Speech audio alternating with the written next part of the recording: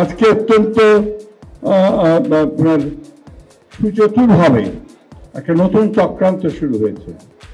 এই চক্রান্ত হচ্ছে বাংলাদেশকে আবার অস্থিতিশীল করা, বাংলাদেশকে আবার বিপদে নিমজ্জিত করবার জন্য।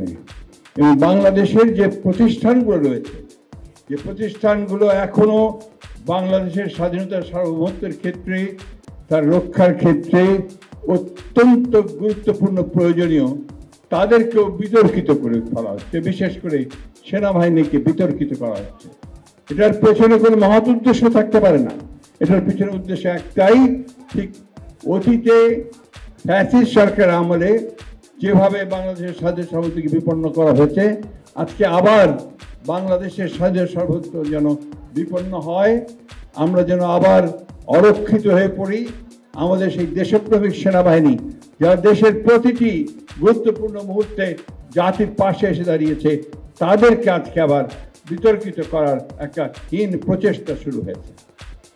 প্রিয় সাংবাদিক বন্ধুরা, আপনারা সবসময় জাতির বিবেক হিসেবে জাতির সামনে এসে দাঁড়িয়েছেন।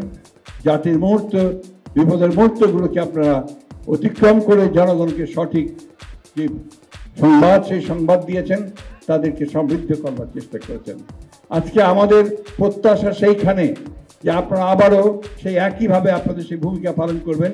বিশেষ করে মিডিয়া সেলের কাছে আমাদের যে প্রত্যাশা, সেই প্রত্যাশা হচ্ছে যে সমস্ত রং ন্যারেটিভস বিএনপির বিরুদ্ধে এখনো প্রচারিত হচ্ছে, ডিসইনফরমেশন প্রচারিত হচ্ছে, তার বিরুদ্ধে আপনারা আপনাদের দায়িত্বগুলো পালন করবেন।